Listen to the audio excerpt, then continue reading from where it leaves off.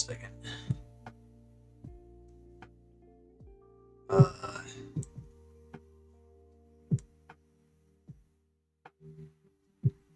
Trying to find a good balance here.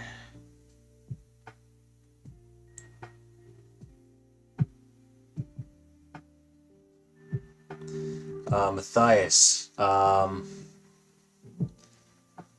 Yeah, if you sit down and actually dedicate yourself to it, yeah, you could totally get get good at this. I would just remind though, it's not something you can do overnight. So if you do decide to start drawing and animating, you're going to be at it for a while. So um, just remember, it's a process and it's not a race. Jude. Yeah, I was. Thank you. I appreciate that. I was trying to put a little more effort into the musculature, and I hope I found a good balance of like maintaining a cute face but a muscular body. Um, the show was her design in the show wasn't all bad. I think if her personality had been nicer, we could have overlooked all of that other stuff. Thank you, Declan. It was a pretty long process, and there's still a little bit more to do. I might do a little bit of polish work, and I gotta put her freckles in for the ones I didn't yet. Um, I've also gotta change that hole on the back of her leotard. I'm afraid to be purple, so I gotta go change those up really quick. But it won't be too long of a process. Johnny, I'm sure if you found the right thing to draw and the right medium in which to draw, you could probably figure it out. For me, like I was always like drawing the wrong stuff and using like the wrong medium. Um, what kind of really got me interested in drawing again was actually pen. And I started focusing more on drawing not like scenes or like objects, but like people and like drawing them doing stuff. So like figure drawing and whatever. And that kind of snowballed into the rest of it. So it might not hurt to experiment a little bit.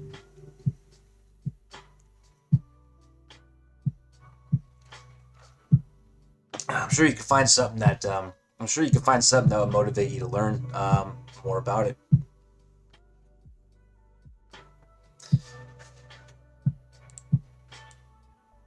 Let me just turn that down. I think there might be some echo going on.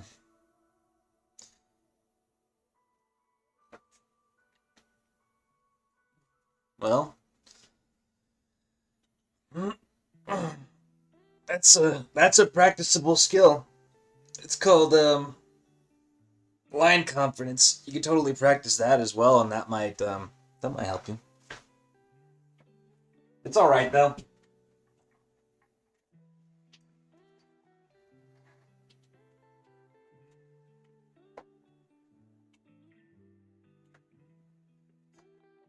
The honest truth is, I'm not even that much of a fan of drawing. I don't do it like as a hobby. I don't do it for comfort. I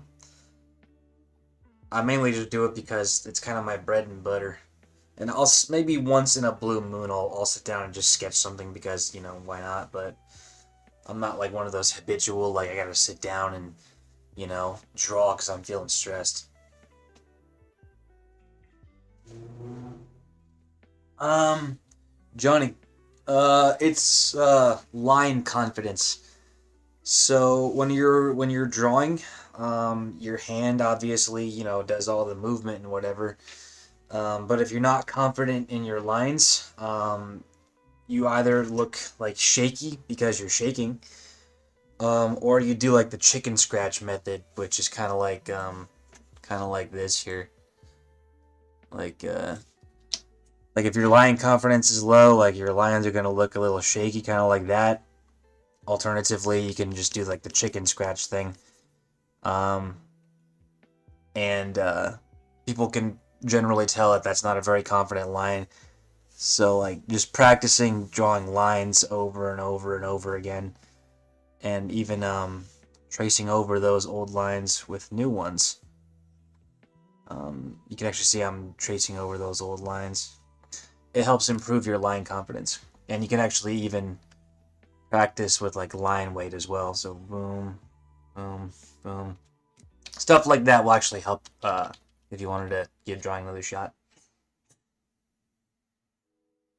No, I understand. So if you practice line confidence, it might help your handwriting.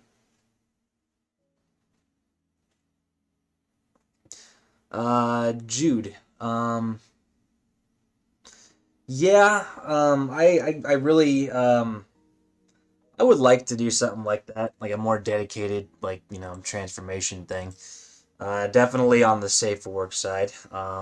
But I have not really what's the word? I haven't found a suitable sequence for that yet, and I've also got like a whole like bunch of projects that I want to do. So if I can come up with like a good sequence, um, yeah, 100%. Hey Kaiju,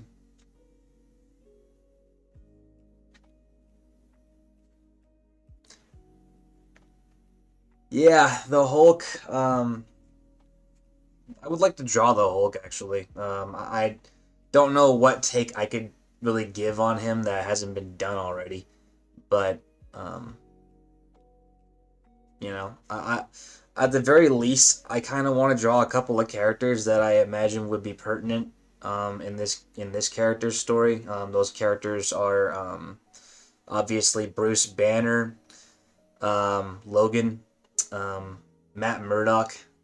Those are the big three. So Wolverine, Daredevil, and the Hulk.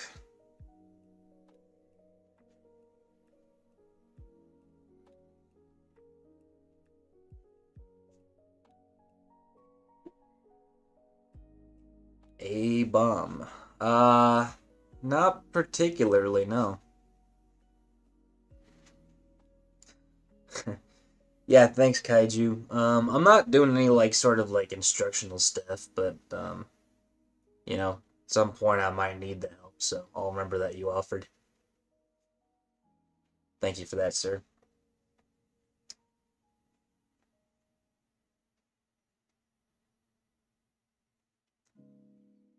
A bomb is Rick Jones.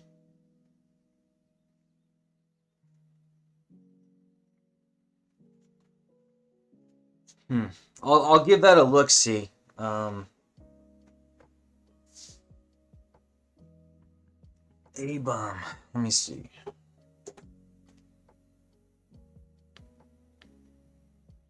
I'm looking that up right now. So a bomb.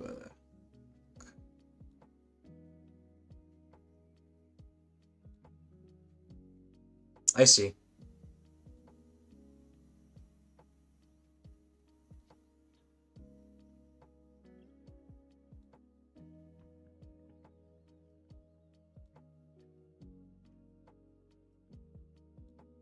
Yeah.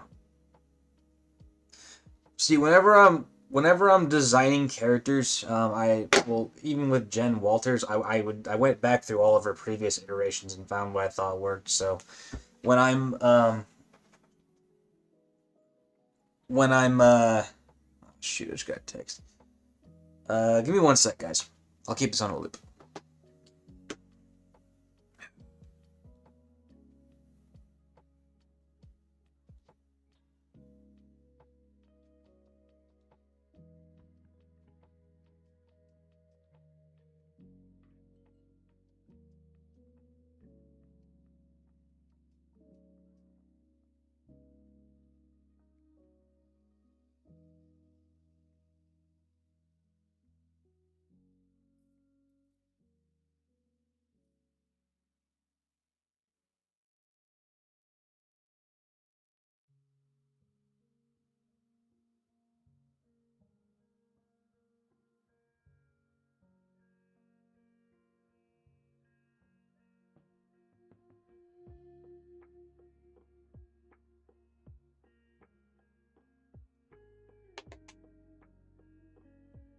Yeah, I never heard of A-Bomb before you guys mentioned him. Um, but doing all this research on Jen Walters opened me up to a lot of her villains as well.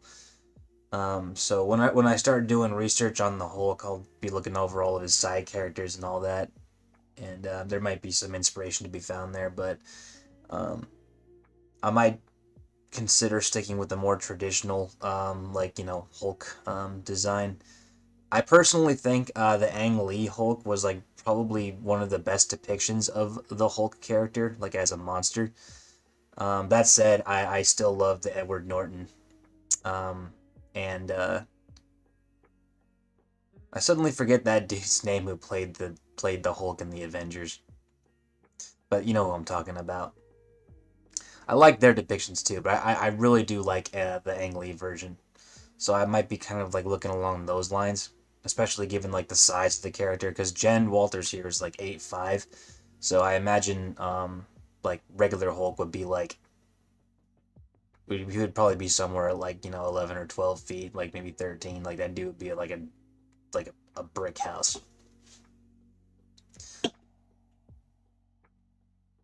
Kaiju, yeah. I used the angle to play up the size of her hips. That was intentional.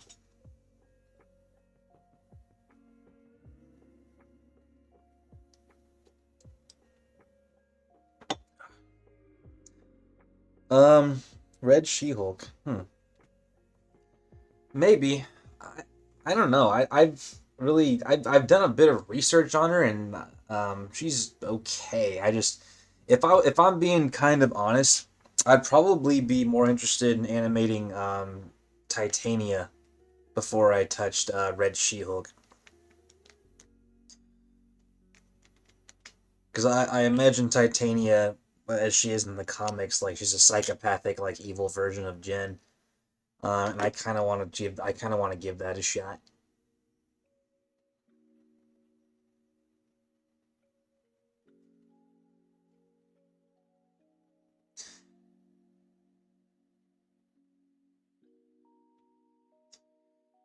Jude. Yeah. That's kind of how I would imagine these things go. That's one thing Ang Lee didn't really get right. But and there's a lot that Ang Lee got wrong. Let's be perfectly frank here.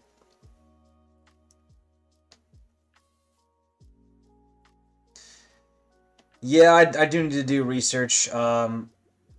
From what I understand about Titania, she's kind of like she's kind of like a pathological liar and like kind of a bully type when she was a kid. And through like Doctor Doom, she ended up getting powers alongside Volcana. So I like utilizing comic books as a starting off point. And as long as you don't like stray too far and do it in a disrespectful way, I think deviating from comics is okay.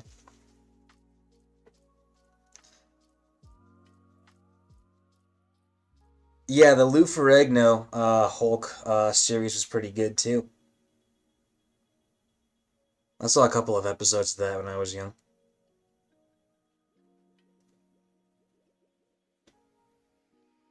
Yeah, but I'm doing things a little differently, Jude. It's sort of like the same concept, but just make them taller. So in this case, Jen would be close to 9 feet, and Hulk would be like monstrously like, boom, you know.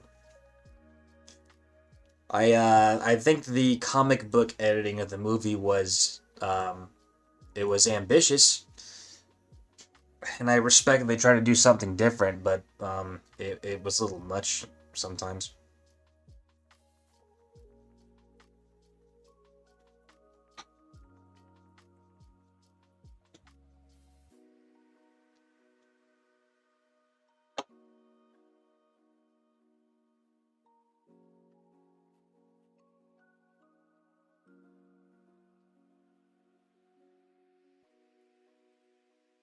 Oh, okay.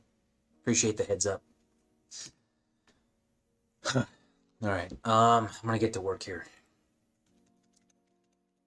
So first thing I'm gonna do today is I'm gonna put in the rest of her freckles. I didn't really focus on that so much when I was trying to finish yesterday. I wanted to have some time in the evening to relax.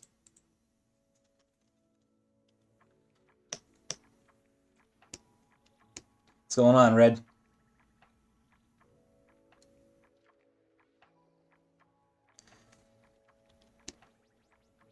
Thing is, I respect the Ang Lee movie because they really were trying to delve into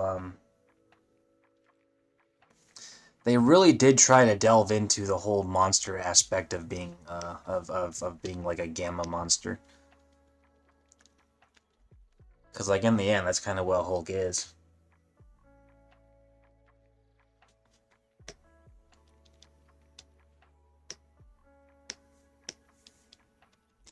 So actually, this version of Jen Walters, um,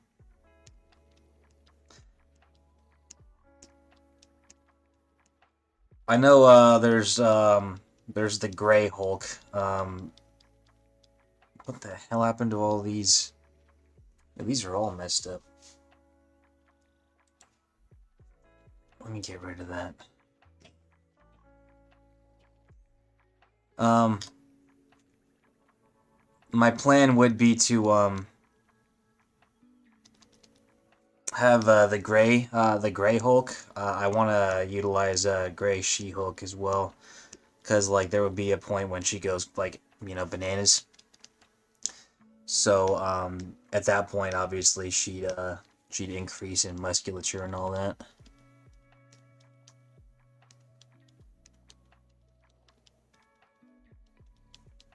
Dude, I cannot tell what is happening here. Alright, let me do this again.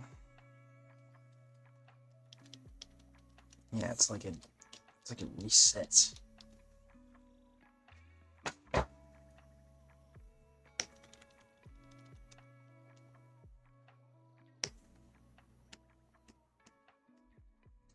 I'm just gonna do one group of them at a time so that way I can kind of make sense of it.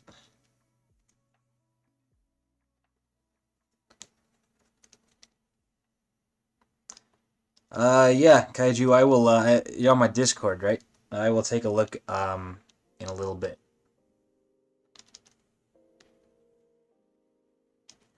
Dude, was I not paying attention when I drew these? I don't know what's going on here. Okay. Oh, this has gotta go.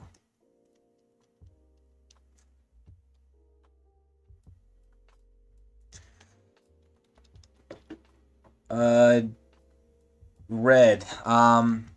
What do you mean this makes you think of Wolverine? I'm a little curious as to what you mean by that.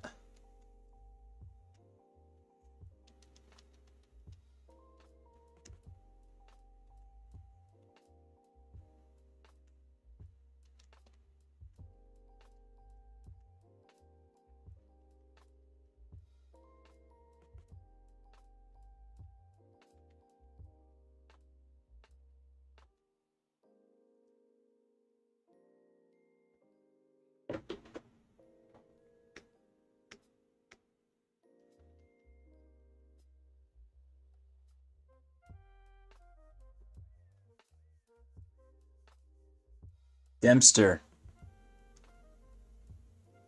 I really appreciate that, sir. Welcome to the stream. I didn't really do streams for a while until, I saw that people were interested in the work that I was making. So that kind of stuff right there really does keep me inspired. And I appreciate the kind words, too. Animation really does, like, take it out of you. So, words of encouragement add a lot. Thank you, sir. I hope to see you through some more if you don't mind sticking around for some.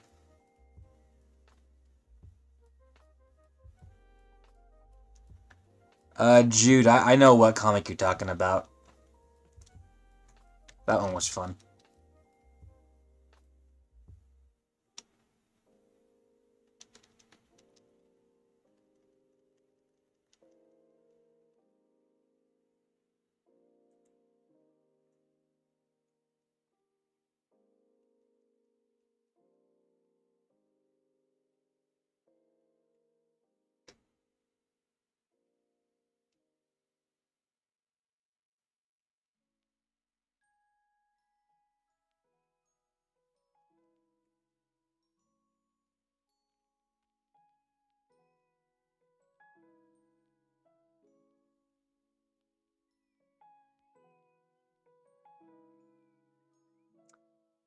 Jude. So a deliberate choice I made was keeping Jennifer's eyes her natural color. So one of the first things would be that her eyes would be like a glowing green, and there would be like green veins and all that.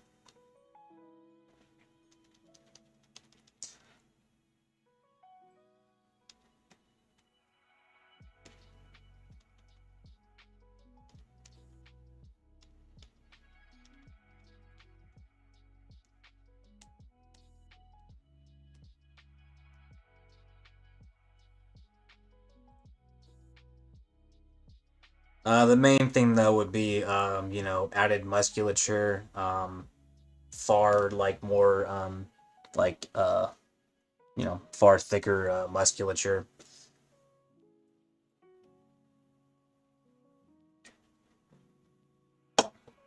Another thing would be the release of her hair from the bun. I try not to.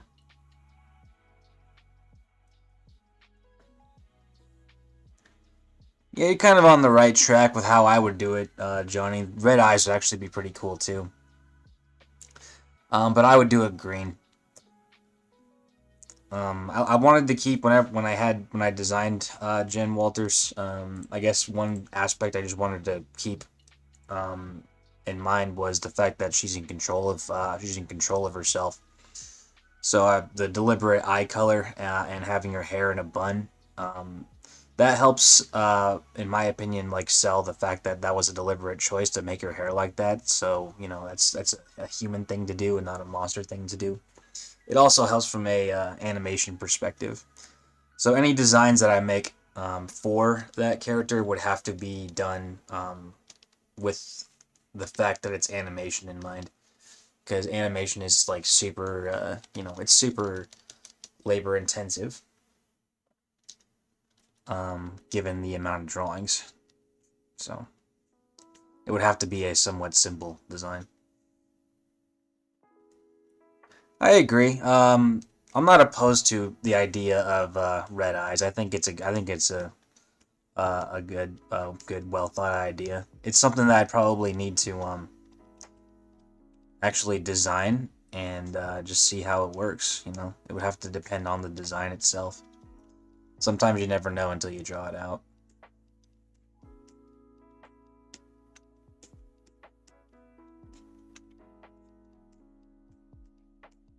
Oops.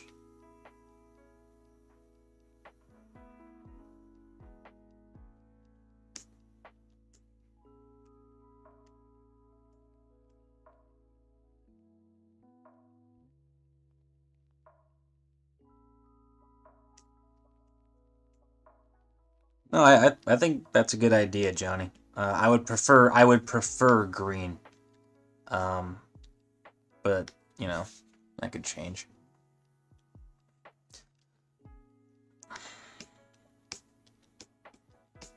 Oops.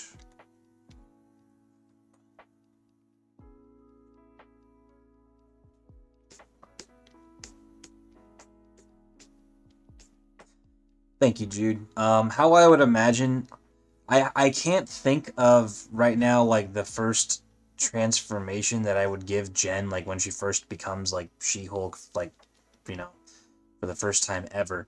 But I've had a very easy time thinking about like when she goes gray for the first time, because how I would do it in the story would be that she has to like face down.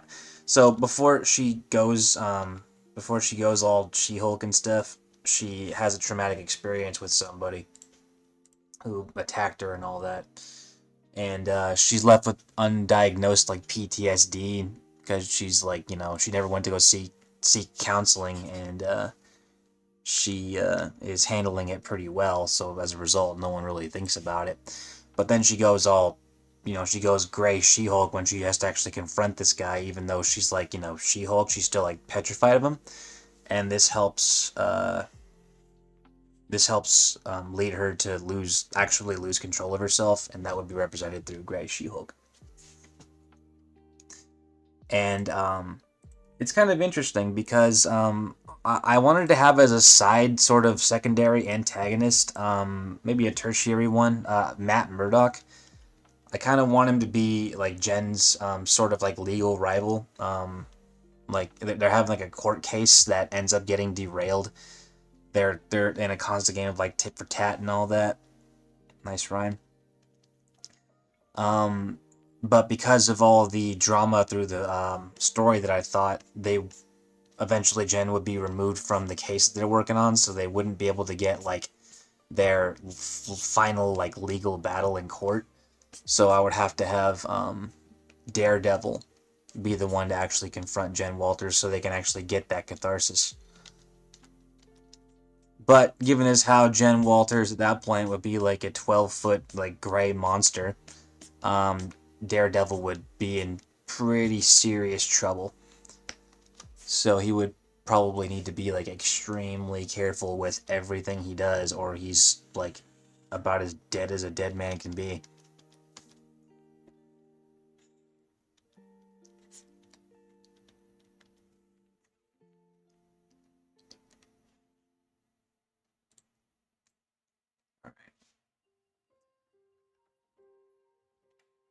Let's go back to the freckles. Because yeah, like if she were to get a hold of him, all she had to do is like just rip him in half, and he's dead. Like that's it, game over.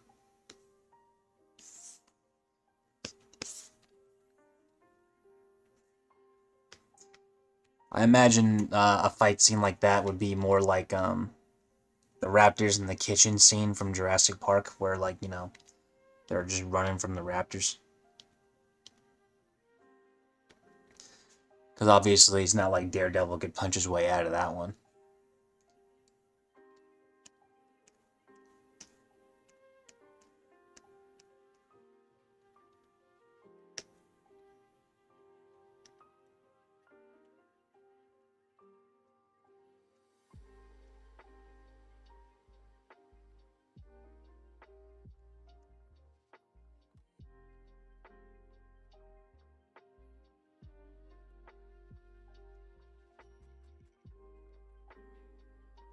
Thank you, Soviet. That was kind of a spur of the moment thing. I don't even remember when the first time I thought of it was, but I was like, you know what? I'll give it a shot.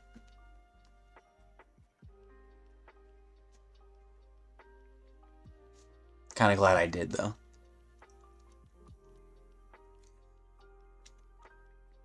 Okay. Let's see. Scan this.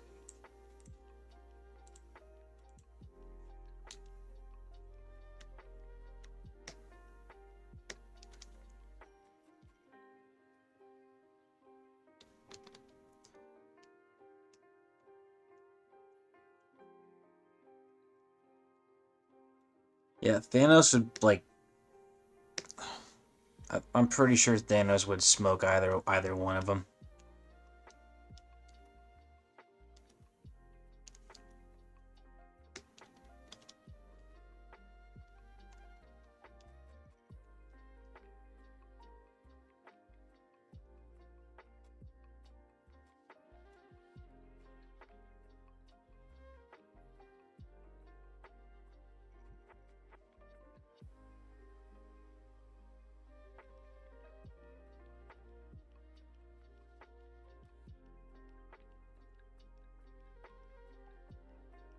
That's true, Soviet. I was trying to make sure she retained a cutesy look, and I figured freckles were a nice cheat code for that. As someone described it, freckles are a cheat code for cuteness.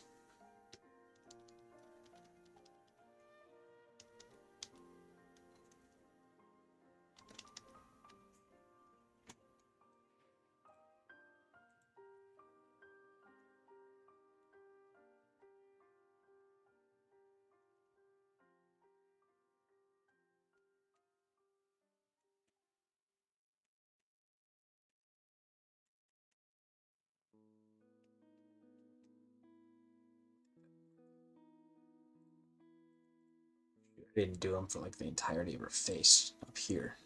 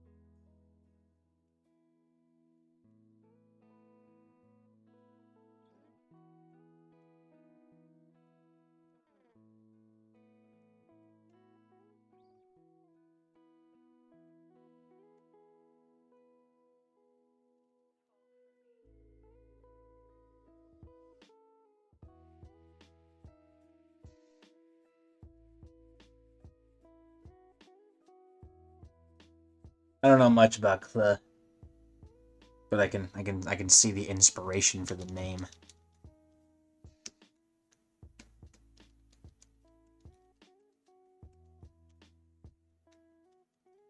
You guys remember Dexter's Laboratory?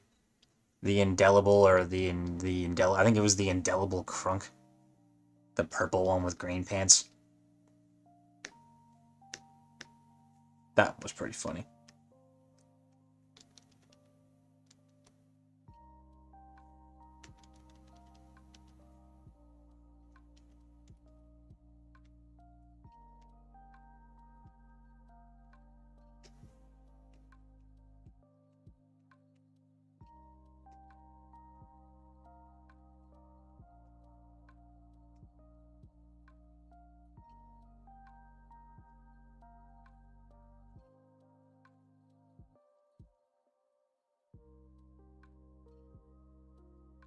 What, Dee Dee?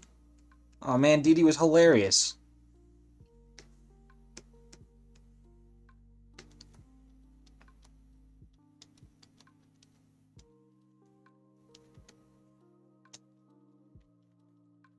I love Dee Dee. I thought Dee Dee was really funny.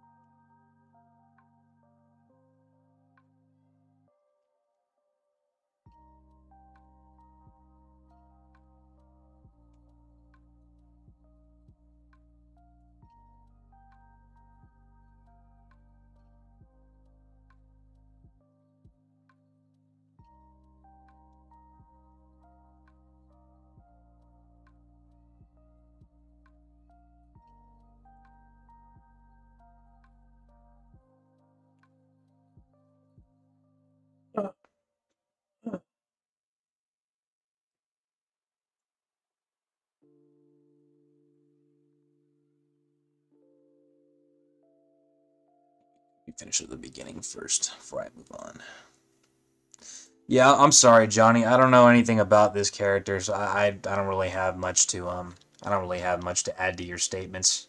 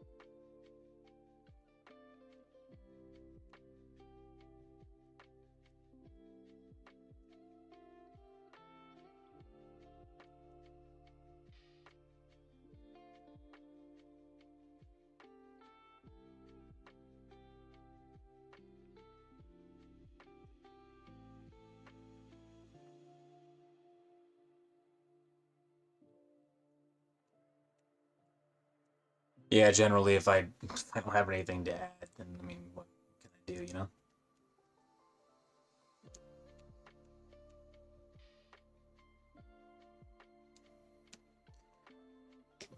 Um, well, poofy hair designs in cartoons are a lot easier to animate. So, I suppose the main inspiration was my own sanity. So, what I did when I would design Jen's hair was, I kind of would think about how her hair, let's say if she was like in her lawyer attire and she had like long hair, it would be like in a bun or something. So I figured if she transformed and her, her hair was in a bun, then her hair would stay in that bun but get longer. So it would kind of be contained in that bun, but not directly on top of her head. It'd be like down below her, like between her scapulas or something.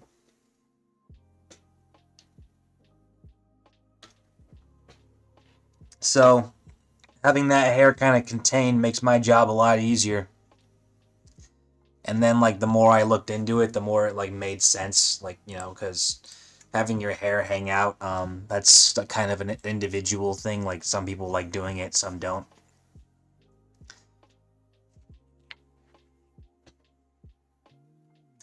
I figured in this case, having her keep her hair in a bun would be just a nice look. It's not one that I've really seen other folks do. At least not in her base like superhero form. When she goes out on like dates and stuff and like other formalities, I've seen that done.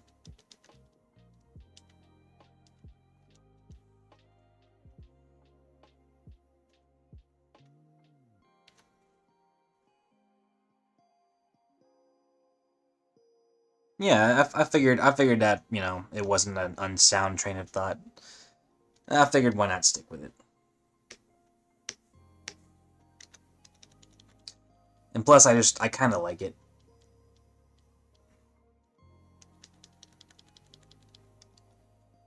All right.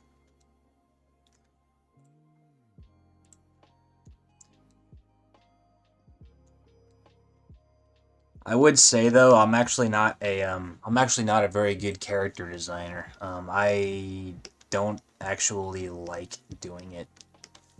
I like being able to do it if I need to. Um, like in this case, I designed her myself, but based her on like previous iterations, but put my own spin on her. That's why I wanted to give her some kind of sleeve. But if I had a choice, I would definitely give the job of designing her to somebody else, as long as I was able to provide input.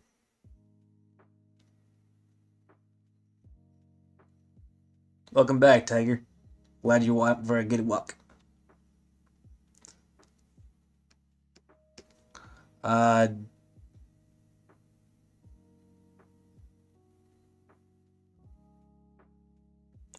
Uh, what?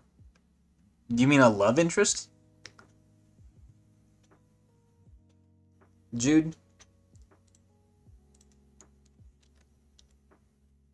Okay. Yeah, I was like, what's a look interest? Um, yeah, actually. When I was designing, when I was designing the character, I started thinking a lot about like what her villains can be. Um, Obviously, one of them would be Titania. And then for like her first villain, I want to have her go against the Brute. This is going towards the love interest, right? One character I have always like loved is Frank Walters. Frank Walters, Jesus Christ, Frank Castle. I think the Punisher is awesome. But he's also of in the original version, he was from like the Vietnam War. Um, I've worked with a lot of Vietnam vets over the years at various places. Um, so if there's a love interest that I kind of invented. So I'm kind of I want one of the villains for Jen Walters to actually be an older Frank Walters. Why do I keep calling him Frank Walters? Jesus. Frank Castle. He's like a super seasoned like CIA spook slash U.S. Marine, kind of like he was in the comics. But I kind of want to rework. They almost are in my universe. So Frank Castle got it right finally. I reworked his backstory a little bit to where his son. I kept calling this dude Frank Thomas for a while, and so I wanted to utilize like who the hell's Frank Thomas, but later on I named him Hank Thomas, Henry Thomas Castle. So I invented a love interest. It's Frank Castle's son, who's a U.S. Marine who was in Iraq and Afghanistan, who met Jen long before she turned over into the Hulk. So I invented a love interest. I didn't want to introduce like the Jamesons or anything like that. I just kind of made one up. And so when eventually Frank Castle becomes like the villain in Jen Walters' story, there's a bit of a personal connection there.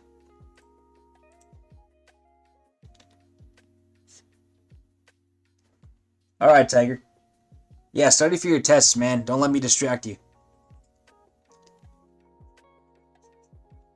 Go whenever you can. But how I imagine this love interest is like, so Jen Walters is based out of Los Angeles, and near LA, there's a base, a military base that I've been on to plenty of times. It's called Camp Pendleton. It's a Marine base, and there's also a naval base. So a lot of Marines are always in LA, kind of getting into trouble and meeting lawyers. And so I figured Jen Walters would be a defendant called over to like help out one of these idiot Marines who went and got in trouble in town. And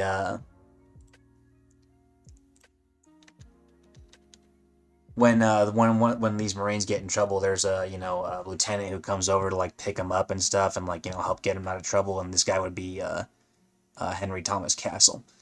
So they meet at that point and they kind of develop a little rapport. And then later on they meet back up and their relationship would develop that way.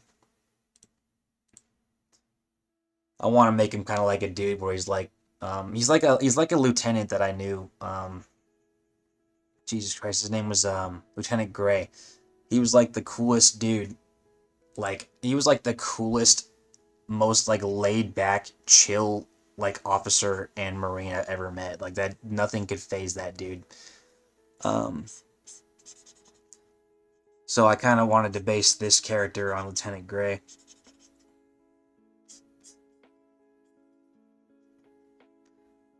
Lieutenant Gray was our I was in Charlie Company 1-3. He was our executive officer.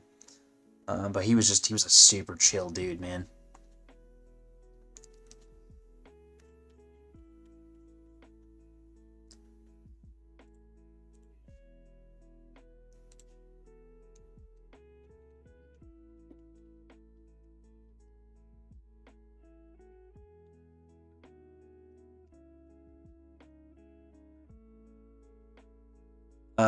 My version of Frank Castle,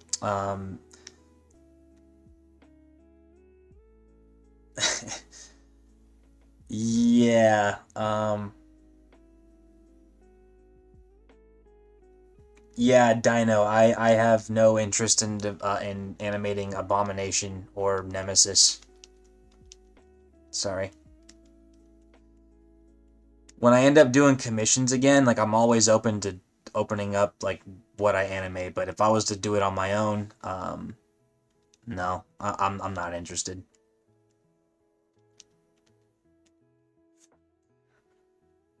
Um, yeah, Orlando, that'd probably be a pretty interesting experience.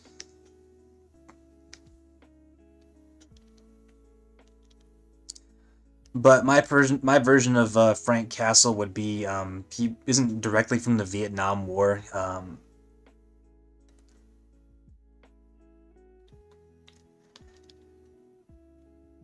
Yeah, that's true. But imagine if you weren't a superhero, you were just some regular dude. I'd probably be a little nuts. What was I saying though? Orlando. Yeah, I've done animated commissions before. But um, right now I kind of gotta take a step back from them because I got a freelance gig coming up that's gonna take up some more of my time. So I gotta kind of take a breather from them. It was one way I made money for a little bit. But Frank Castle, as I imagine him, would be from like the Vietnam era. He wasn't actually in the Vietnam War. He's a little too young for it. But he was involved in a bunch of activities that came after, namely in the Middle East during the '60s, '70s. He was also did a lot of activities in like Laos, Cambodia. And then during the '80s, he's a pretty big in Afghanistan fighting against the Soviets.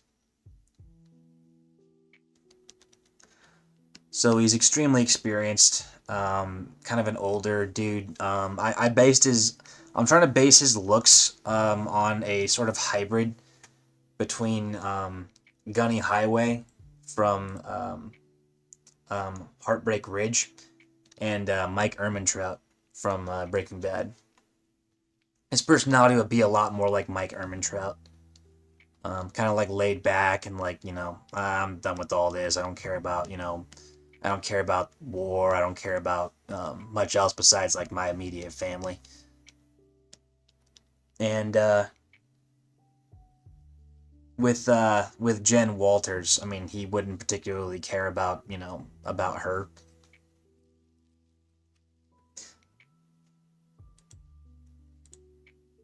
Yeah, he might go bald or he might shave his head, kind of like old school Jarhead style. Maybe give himself a flat top when he goes nuts.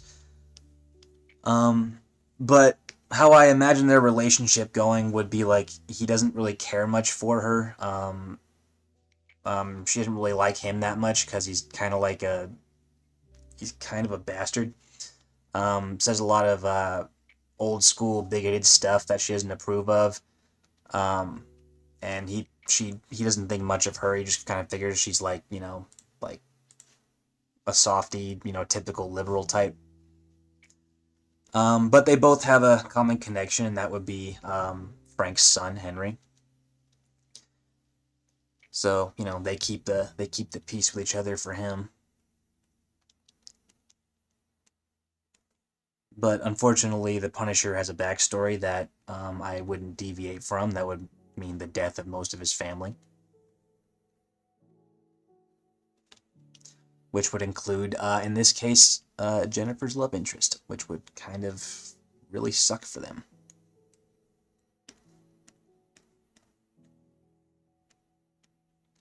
I imagine he'd be like, killed like, um, overseas, much like they did in the show The Punisher, where they utilized dead soldiers' bodies to smuggle drugs. I imagine some sort of way in which Henry's body is defiled would cause would help lead Frank Castle to adopting his moniker as the Punisher. His logo though, the skull, I how I imagine that would go is the skull design actually belongs to Henry Thomas, who would be Henry Thomas Castle, who would be Frank Castle's son. It's like a T-shirt design that one of his Marines made for like their platoon. We had a bunch of those when I was in. A bunch of platoons had their own like logos and stuff, and so like the skull would be like his platoon's logo that one of his Marines made. And so when Henry would die, when he's out seeking like revenge and stuff, that would be the skull. It would be representative of his son.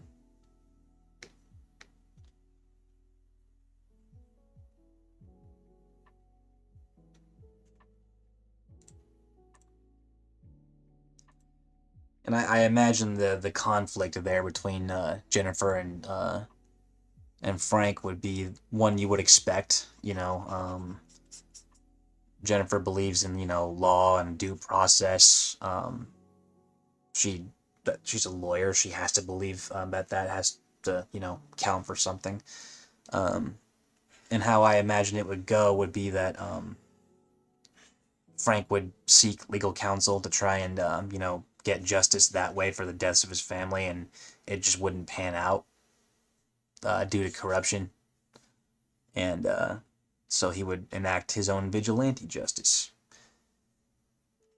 And obviously, since the Punisher in this thing would be like a 65-year-old man, and Jen's like a 9 foot tall like superhero, a physical confrontation would be over like instantly.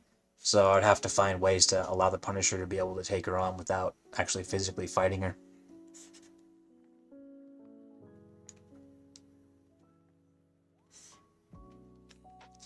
Think of like Law-Abiding Citizen, where Gerard Butler kind of went on like a terrorist spree across town and no one could stop him.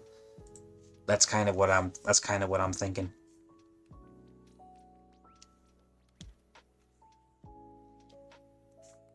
Like how I imagine like a legit fight would go between between Jennifer and Frank Castle would be like you try to like shoot her and obviously like it wouldn't work. She's like impervious to bullets.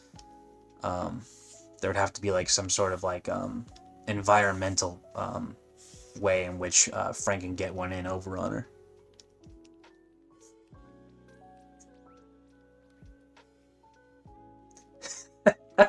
Yeah, like just like Home Alone.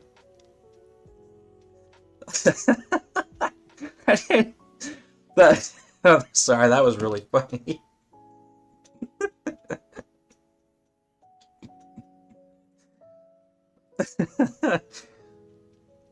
Jesus Christ, I can't draw when I'm laughing. Thank you for that, Soviet.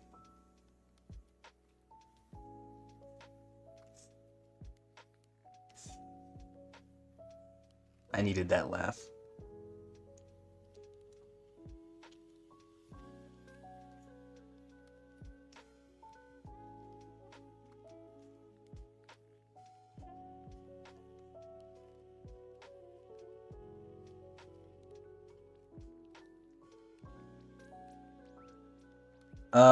Yeah, Jude answered my question, Dino. Uh, the next villain I would like to try to animate would be, well, not animate, I'd have to design her, would be Titania. I kind of had some ideas for how I'd want her to look, so that would be one villain. But the next, character I want to animate is Revy from Black Lagoon. I also want to do Logan. See what I can do with designing Wolverine and see how I would approach it.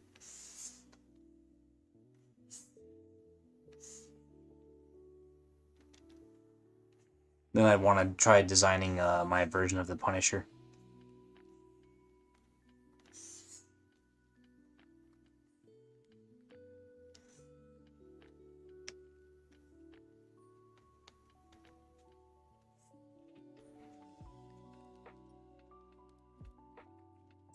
Jesus Christ!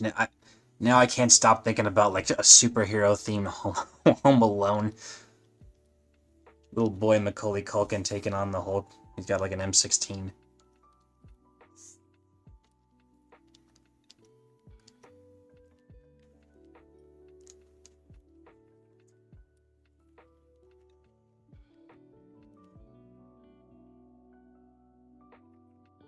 Yeah, I might as well make the whole thing Christmas themed too, huh?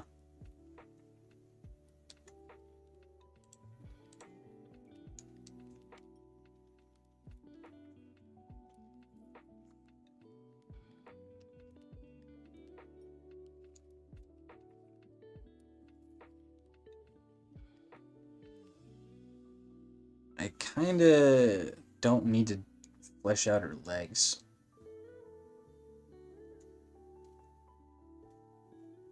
Oh my god, yeah, I totally gotta have Donald Trump in like a hotel or something. Jen's like, where did he go? And he's like, he went that way. Or he's like, why don't you ask China?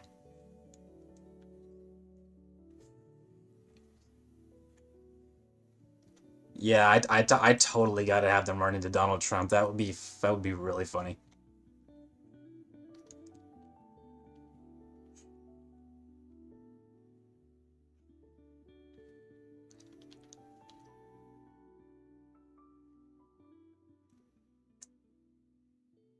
I disagree, Dino. I including the Hulk would be absolutely necessary.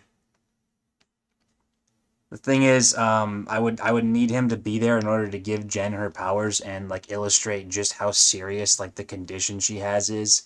I also need the Hulk because I also need Wolverine. Wolverine would kind of like be Jen's sort of like instructor because in this universe he's the only one who actually beat the Hulk in a proper fight.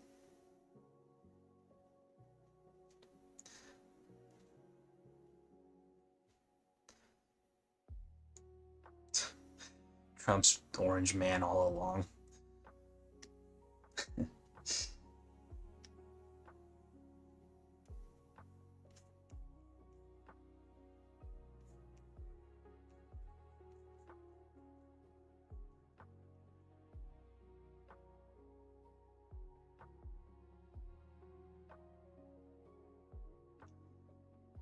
If I was to include any real life character to make into a villain, um, it wouldn't be Donald Trump. I would personally do one. I'm not sure if any of you guys have heard of Ben Shapiro. I would absolutely make him into some kind of a villain.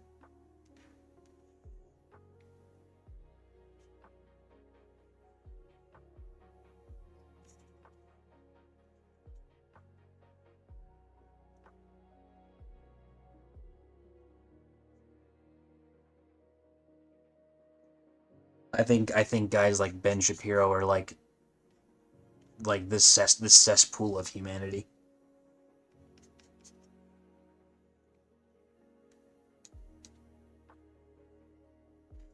Like say what you want about Trump, but that dude made it to the presidency.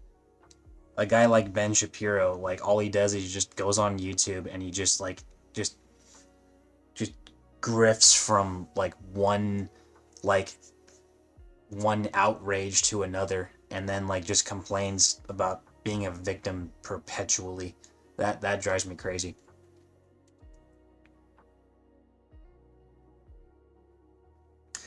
Well, actually, Soviet. I had an idea. Utilizing the Punisher, the Hulk Society. I think the Hulk Society's idea was interesting. Utilizing a bunch of weirdos and alt writers. So what I want to do is, at least how it's kind of written at the moment. Obviously, Jennifer would beat Frank Castle, and there would be that whole moral like she's learning that like life is a lot more gray than she makes it out to be with the law like trumps everything. Frank Castle would be the one to no, we're not going into politics. We were talking about like a fight scene between Jen Walters and Frank Castle, and Soviet suggested we make it kind of like a Home Alone thing, and then we started talking about Donald Trump because he was in Home Alone.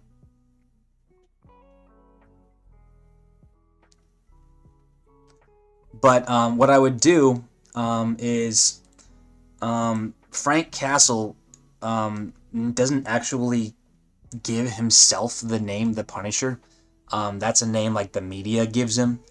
And what I imagine would happen is like Frank Castle, when he's defeated, he doesn't really care to he doesn't care about the skull. He doesn't care about the fact that other people like saw what he did and were inspired by him. He did what he did because he wanted revenge. And what would happen in my story here is that a bunch of I got inspired from this when I was watching footage of the Uvalde Police Department when when they basically watched from outside of a hallway in the school in Uvalde as that dude was shooting up a school.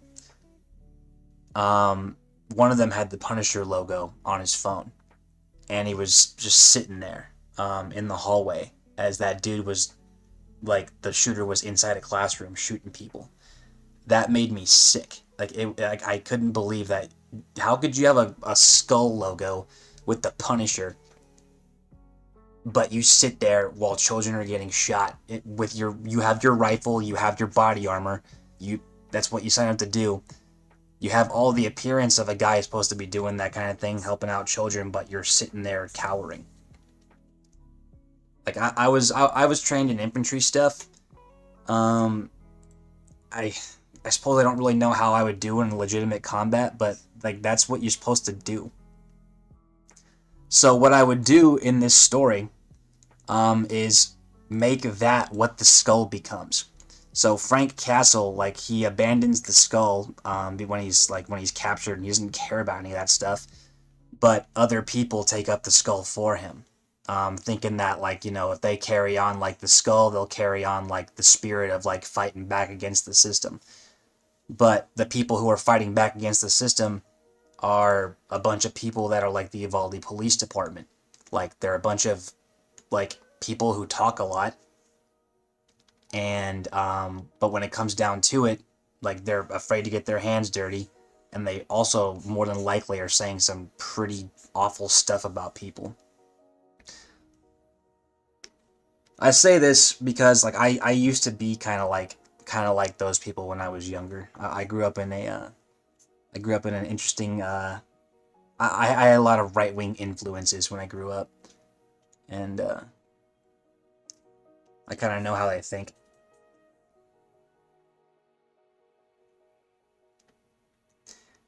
So this the Hulk Society, I kind of want to call the Punisher Corps. They're just a bunch of people who like hijacked the skull and are using it to be like to paint themselves as like some badass like system fighting militia. And what I want to do is in that particular story, Titania would get her powers, and she would utilize the Punisher Corps because they're like a bunch of like simps and stuff. She would utilize them for like her own goals and stuff, and they would they would fall for it because they're a bunch of simps.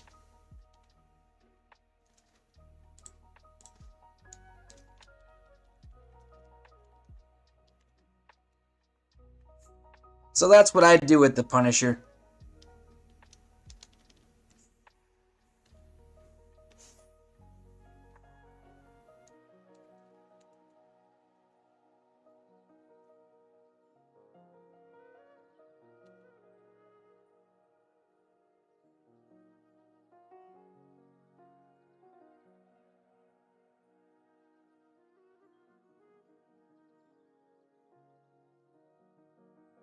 Yeah, the show was written by a committee.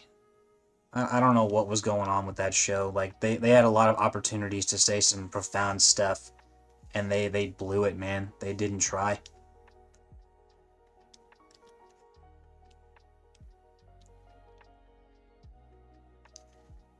That's true.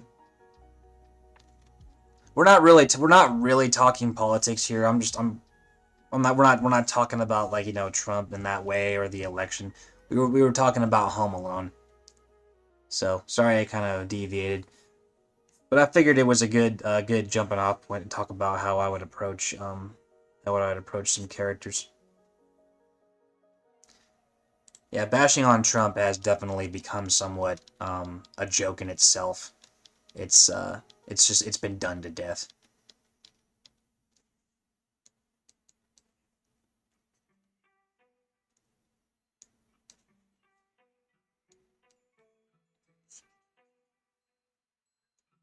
Yeah, it gets a little old.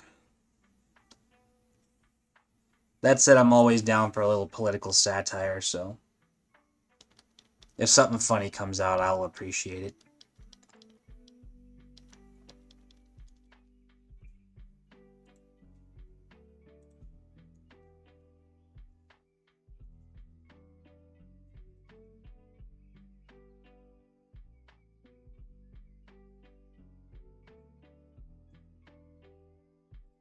I do appreciate me a good Trump joke once in a while.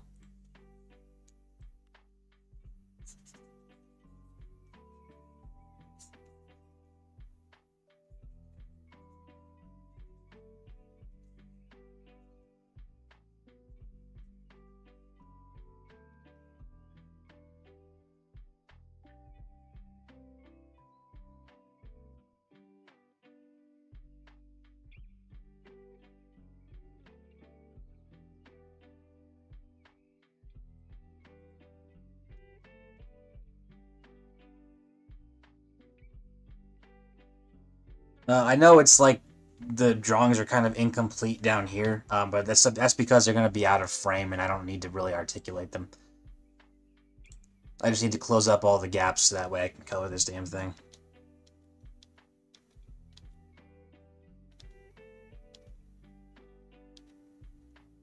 Alright. So one more thing I gotta do here. I gotta actually close up the eyes for Jen, but I'm gonna do it like this.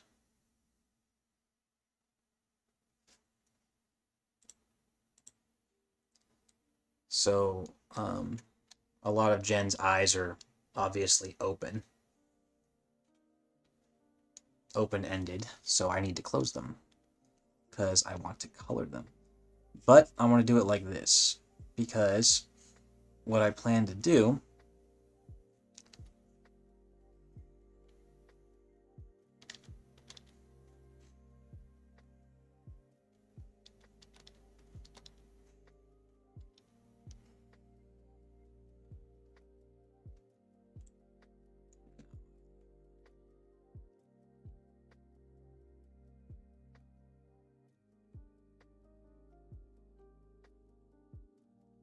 when I color it in, I'm gonna eliminate the opacity for this right here, so that way the color will stay,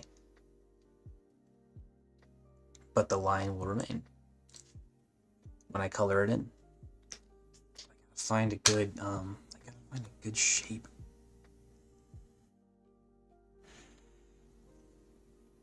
That's good.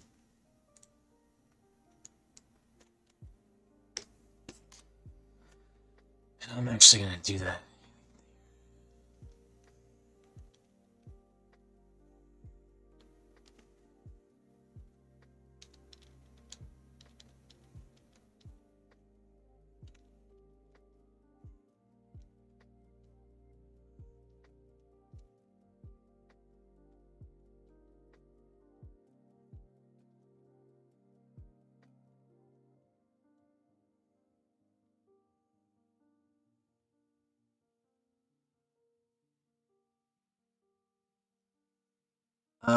Professional copy?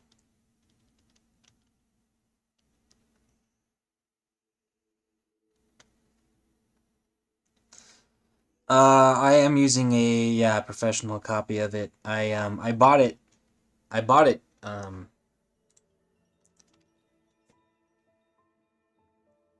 Oh.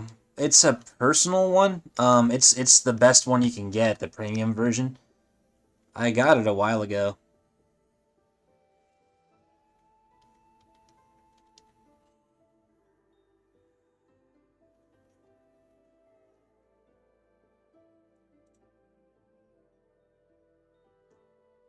Yeah, it is. It is very expensive. It cost me, I think, $2,000. Oh, yep, there you go. I got it for around $2,000 back in the day. I don't know if it's I don't know if it's anything I don't know if it's any more expensive nowadays, but yeah, back then I had disposable income in order to be able to afford it, so I actually got it while I was in the Marine Corps.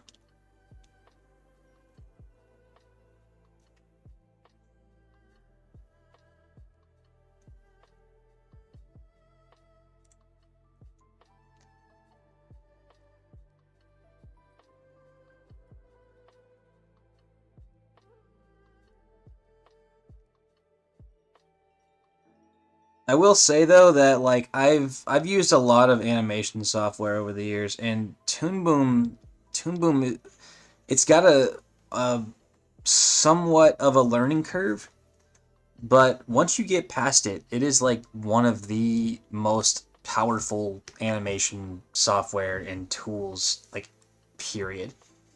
I've never needed to use anything else.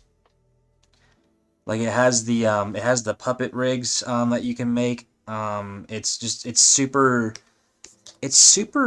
friendly for it doesn't look right.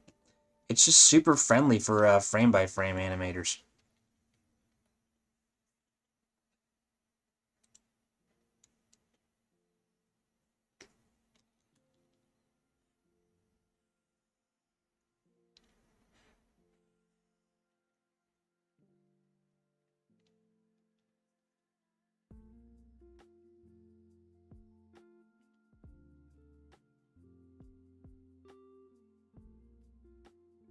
It really is. It really is awesome. I hope that for them as I hope it's as useful for them as it was for me, or as it is continues to be for me.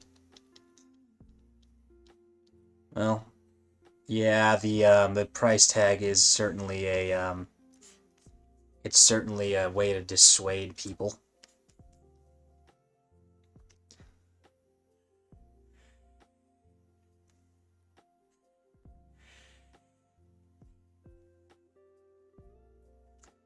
Yeah, that PS5 Pro looks like a jip, man. I feel sorry for the fool who actually buys it.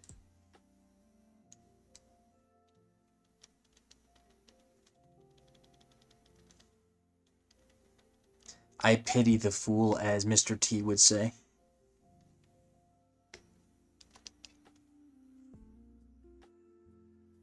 But um what I will say, no, I can't. The PS4, the PS5 Pro, I can't afford that.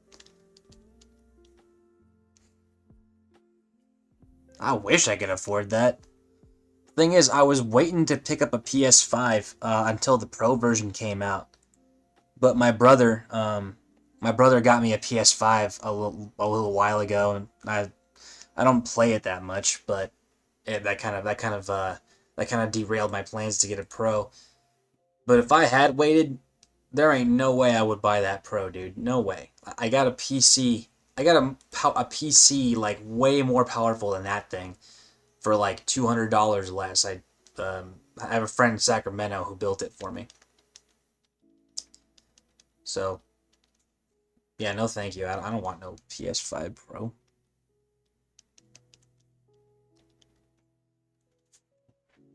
If you're getting something that expensive, it needs to be, at least at this time, like an investment. You know what I mean? Like I can't justify spending that much money on video games anymore.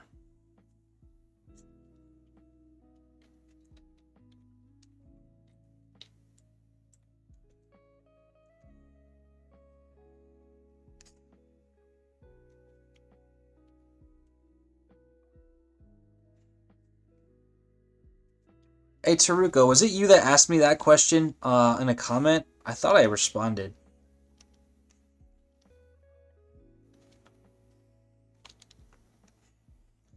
To answer your question though, yeah, I use Toon Boom's camera.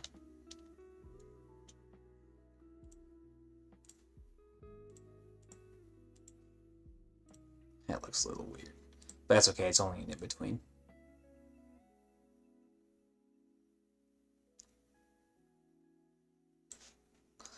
All right, I'm gonna be a little more forgiving to the eyes over here. They're more stylized.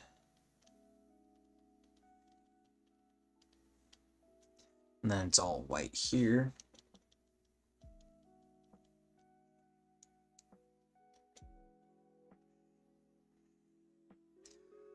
Excuse me.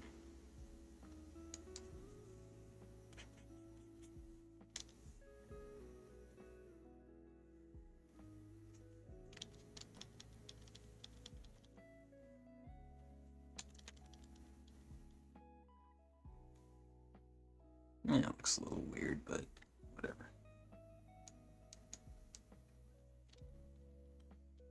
So.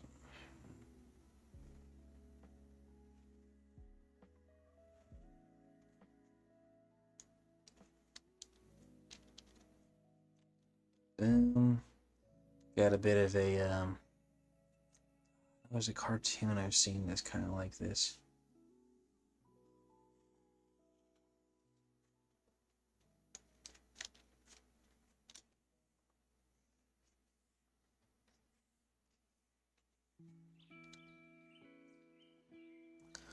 What's going on, Seg?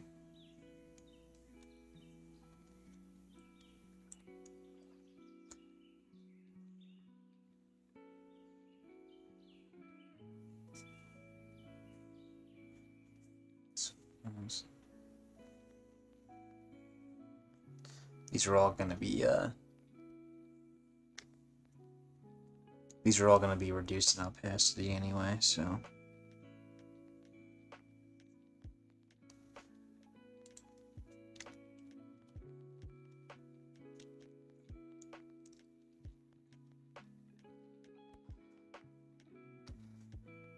Wish I had done this already.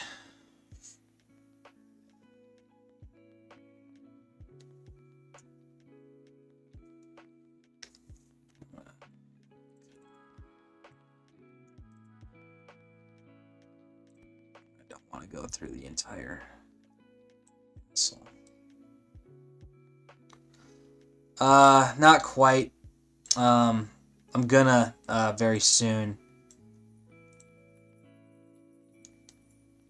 But let's see. For now, let's see. Copy. That needs to be more. Yeah, no, today I'm focusing more on drawing in or getting all the lines drawn in, which is done. I've got all of the I've got all the line work done, but I need to do extra stuff like get her like, for example, right here I'm trying to draw in her the bottom boundaries of her eyes so I can color it in.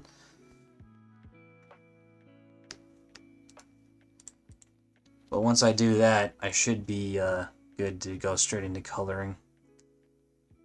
Coloring is a pretty fast process.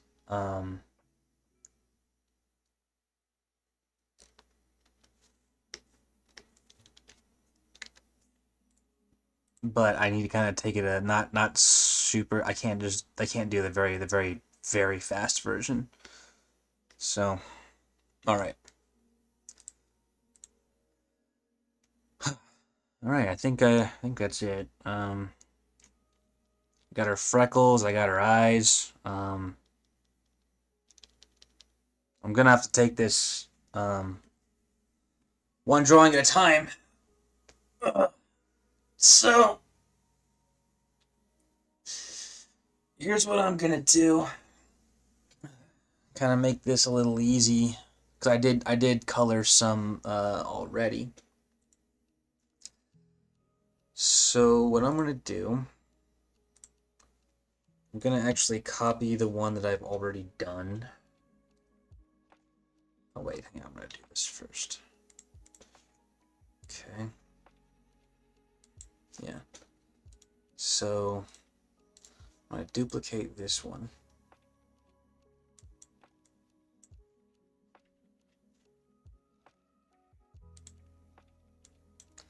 I'm gonna keep the colors that I have done already.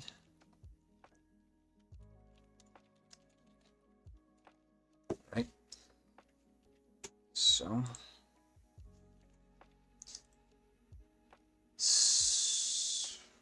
I remember, what the hell is SAG-AFTRA again? I remember it's something to do with like writing, right?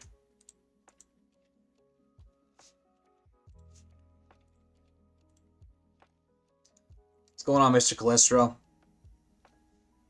So let me go ahead and take care of this. Let me delete all the line work for this layer, because all I want to do is keep the colors.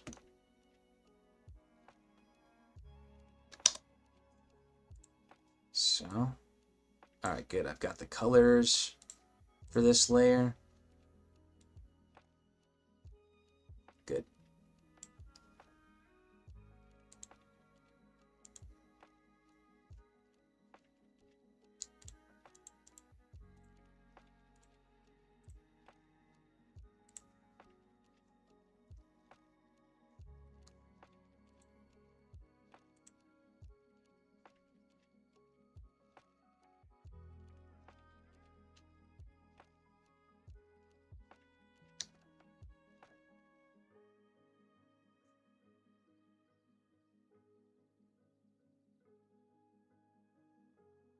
Screen Actors Guild, that's it. Alright.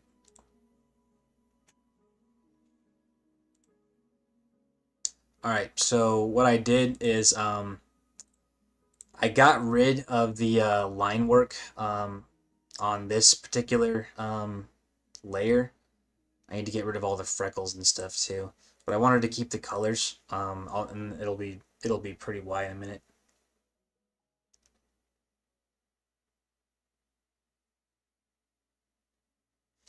Let's see. So get off this one. So much. All the rest of these. So all the purple ones can go. All of these guys can go.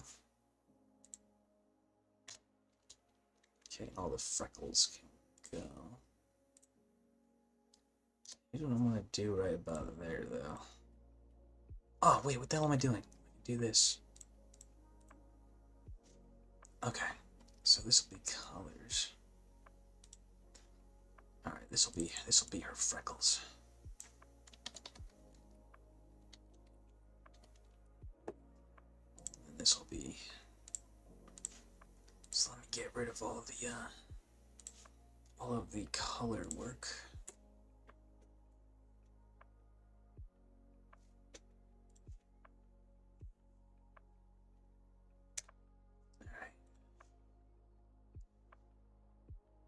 So yeah, I got the freckles over here. I'll keep those.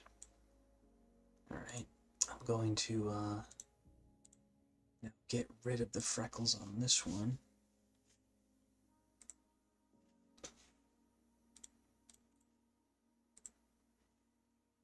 Okay.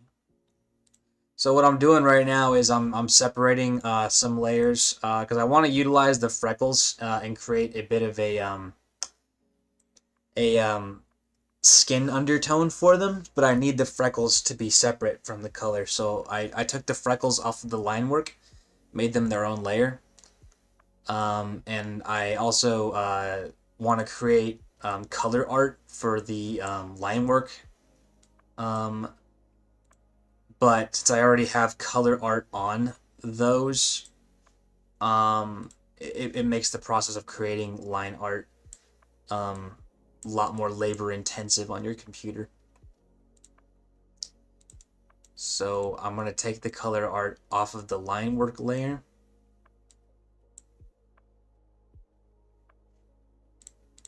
Right now. So, color. Let's see. Take that off. All right.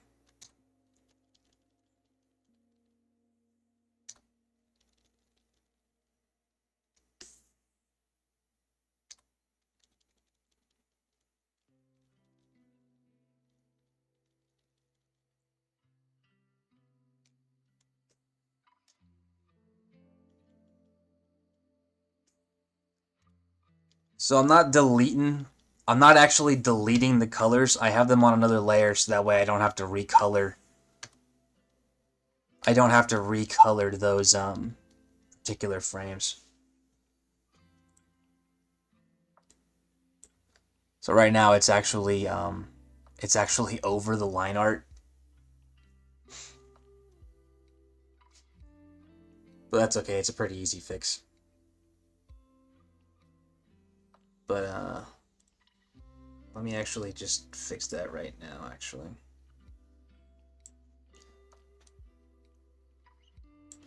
Oh no, wait, that's the wrong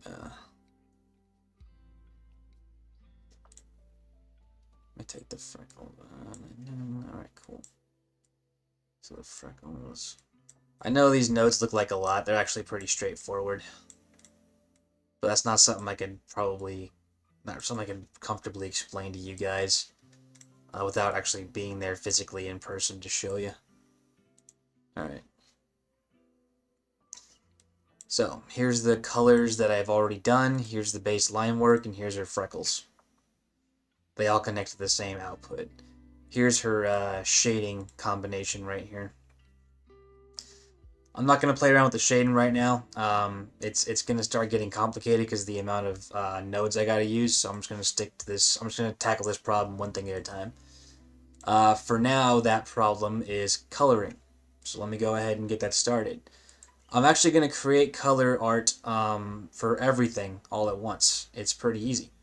So what I do is I'm going to select, alright, on the toolbar over here, and then I'm going to bring the window down so you guys can see. There's this option where you can select all drawings or apply all frames right here. So I'm going to click on that and make sure that stays highlighted. And then before I do anything, I'm going to save, because you never know what's going to happen. I am going to select all of my line arts at once, like this. I've even got some of that like off-grid stuff over here even. I don't need line art for that, so I'm gonna do this. Get rid of that.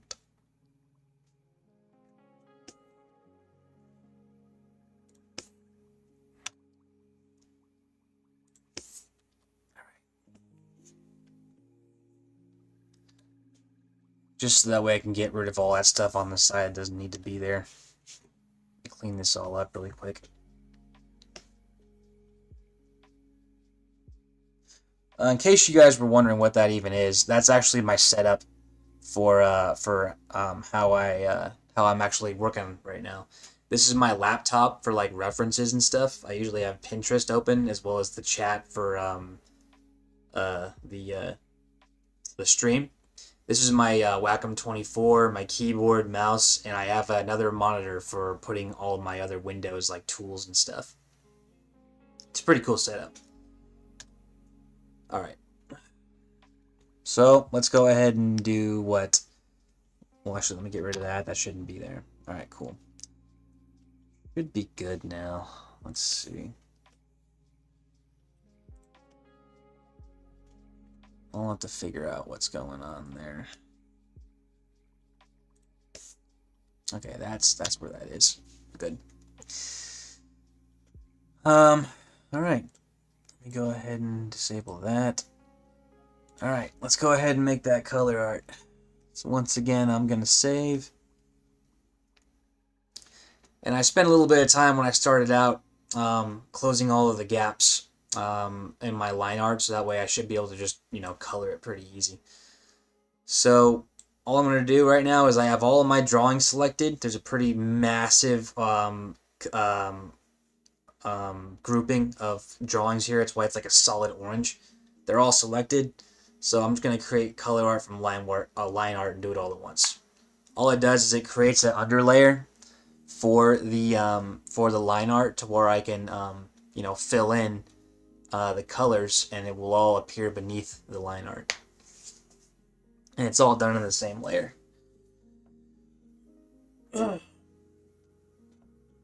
So every layer's kind of got like 4 different sub layers. You've got overlay, line art, color art, and underlayer. I generally only use line art and color art, but using overlay once in a while can be helpful.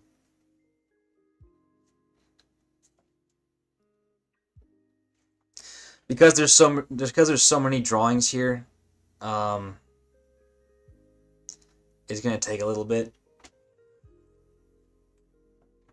My computer is good, but Toon Boom is a very powerful software. You just need the right hardware to run it. But luckily, once I do this, I'll only need to do it once. So.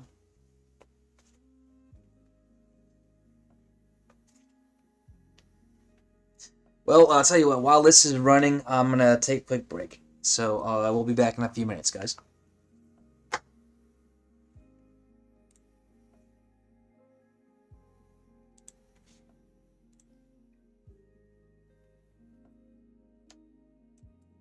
Omelet, thank you very much. By the way, I just saw your comment. Oh, wait a minute.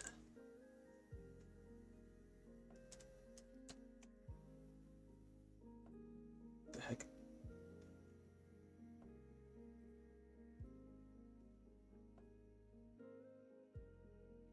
Hey, can you guys hear me?